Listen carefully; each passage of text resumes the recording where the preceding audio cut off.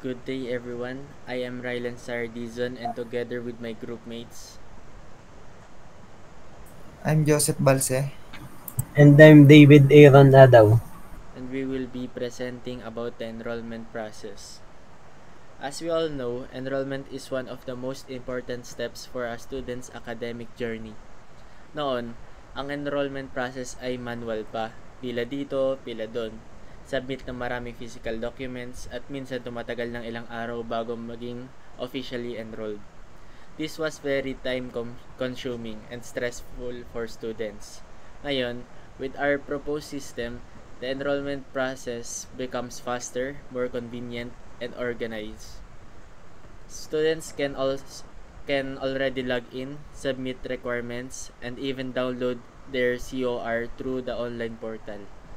This shift from traditional to digital enrollment saves time, reduces errors, and makes the process more accessible for everyone. I explained the first year. Sa first year, magsisimula siya sa mag-access po siya sa portal.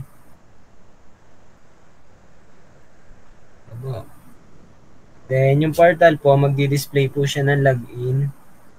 Then next naman is magsesend si portal ng enrollment requirements kay students. Then mare-receive ng student, then may task si student, magsesend siya ng requirements.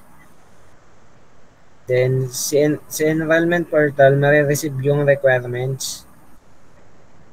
Then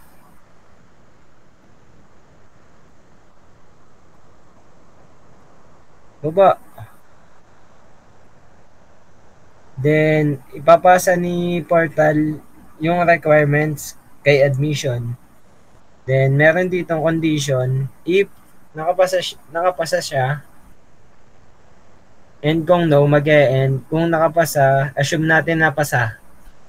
Magsesend si admission ng email papunta kay enrollment portal. Then magsesend naman si enrollment portal ng email papunta kay student. Then yung email na yon is si student pupunta sa school. Baba pa. Then mag-e-exam po siya. If hindi siya nakapasa, mag-e-end po. And kung nakapasa, assume natin napasa, magsesend si school ng email kay student. Taas. Then nare-receive ni student yung email. Then yung email na yon is for medical. Then pupunta si student sa school for medical. Then nasa school na siya, nag-medical na. If hindi siya nakapasa, mag-e-end. Then kung pasa, assume natin na pasa, matetake niya yung medical certificate. Then yung school, ibibigay yung medical certificate dun sa applicant.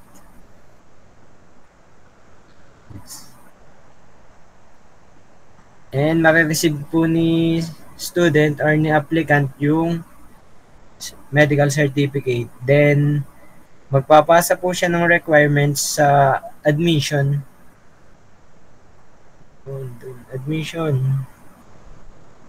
Yun. Then mare-receive ni admission yung lahat ng requirements. If kompleto na siya,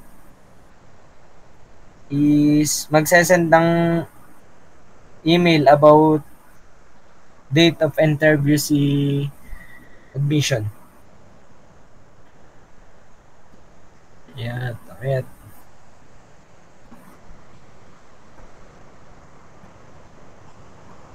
Then mare-receive ni students yung email. Then pupunta naman si student sa school for interview.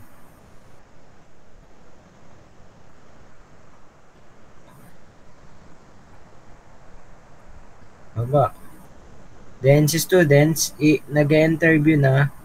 If if hindi siya nakapasa, mag-e-end. Then, kung nakapasa, assume natin na pasa, mag-send successful ng email kay student. Then, mare-receive ni student yung email. Then, waiting na po siya for announcement of class opening date. Then, may decision. May tanong, is there an official announcement of class opening date? If wala pa, maglulup lang siya, babalik lang siya dun sa pinakang tanong. Then, kung meron na, start class na, and end na.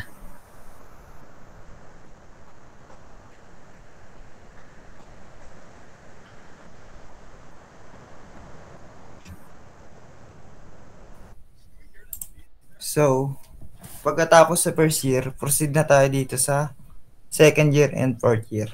First, mag-a-access yung student dun sa portal. Pagka-access dun ng student dun sa portal, pupunta na siya dito sa enrollment portal, which is magdi-display na yung login. Once na na-display na login, mag-click yung student dun sa portal at pupunta siya dito sa student ulit at dito siya magpapasa ng kanyang mga requirement na gusto niyang i-take. Once na nakapagpasa na siya dito na siya makakapag-enroll, and pag nakapag-enroll na, didiretso na siya dito sa mag-aantay na lang pala sila ng announcement para dun sa opening class. At dito magkaka-decision na kapag nag-yes, mag-start na yung class, at kapag nag-no, ulit-ulit lang din siya dito sa simula. And dito na tayo sa transfer. Dito naman sa transfer, yun lang din yung process, kaparehas nung kanina. Sasubmit lang ng requirements yung transfer. Once na nakapag-submit na ng requirements,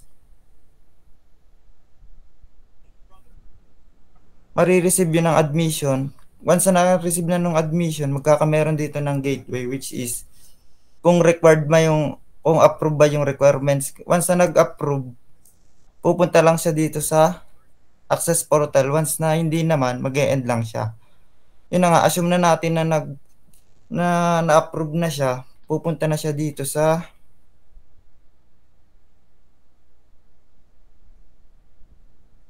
student ulit, which is marireceive niya yung send nung admission. Once na na-receive na niya, pupunta siya dito sa portal uli. Once na nakapunta na siya dito, babalik lang ulit dito sa enrollment portal, which is view na niya yung COR na kung enroll na ba siya o hindi. At dito magkakameron ng decision, which is kung kapag nag-yes, aantayin na lang niya yung announcement kung open na ba yung pasok o wala pa. At kung yes naman, dito na mag-i-start. At kung no, uulit-ulit lang yan dito sa simula. Yan lang. Next.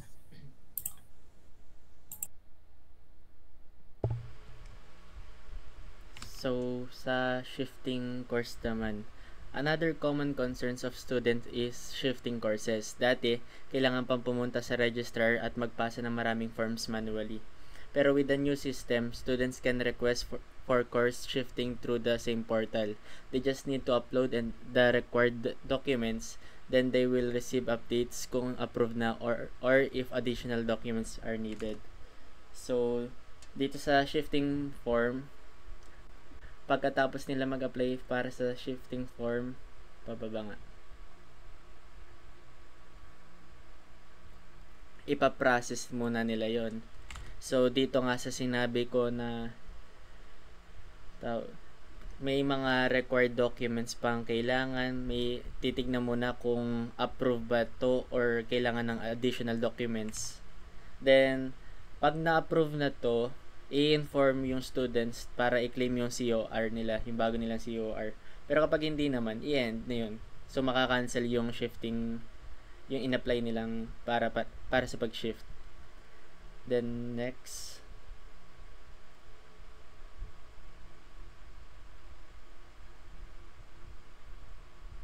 Once na na-receive nila yung information galing sa email nila, pupunta na lang sila para kunin yung COR or makikita nila na lang nila sa portal.